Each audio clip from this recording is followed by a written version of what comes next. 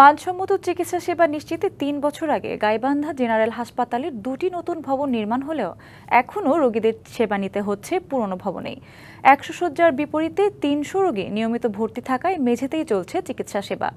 সংশ্লিষ্টরা বলছেন, পর্যাপ্ত আসবাবপত্র ও যন্ত্রপাতির অভাবে নতুন ভবনে এখনও শুরু হয়নি কার্যক্রম। তবে স্থানীয়দের দাবি, এর পেছনে রয়েছে সিন্ডিকেট।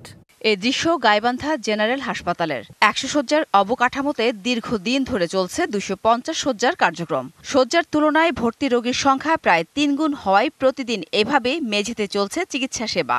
হাসপাতালটিতে নিয়মিত ভর্তি থাকেন ৩ শতাধিক, আর বহির্বিভাগে সেবা নেন ১২০০ থেকে ১৫০০ রোগী। রোগী ও স্বজনরা বলছেন, সেবার মান নেই বললেই চলে। শয্যার সংকটের পাশাপাশি অস্বাস্থ্যকর ও নোংরা পরিবেশে চলে চিকিৎসা সেবা।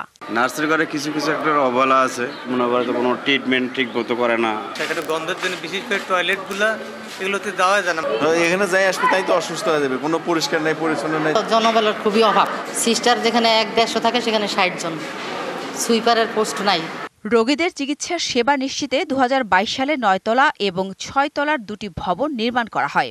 ২৫০ শয্যা, অর্ধ শতাধিক কেবিন ও লিফট সহ সব ধরনের আধুনিক সুবিধা থাকলেও নির্মাণের ৩ বছর পরও পুরাতন ভবনেই চলছে চিকিৎসা সেবা।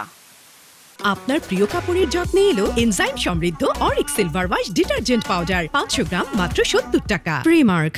হাসপাতাল কর্তৃপক্ষ বলছে, পর্যাপ্ত আসবাবপত্র ও যন্ত্রপাতির কারণে এখনও নতুন ভবনে কার্যক্রম শুরু হয়নি।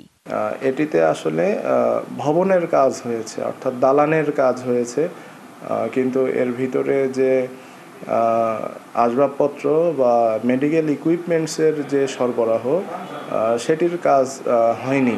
তবে স্থানীয়দের অভিযোগ, কার্যক্রম নতুন ভবনে স্থানান্তর না করার পিছনে কাজ করছে একটি সিন্ডিকেট। নতুন ভবন কিন্তু এখন পর্যন্ত হাসপাতাল কর্তৃপক্ষ কার্যক্রম শুরু করেনি। আমরা কিন্তু খুবই অতিষ্ঠ হয়েছি।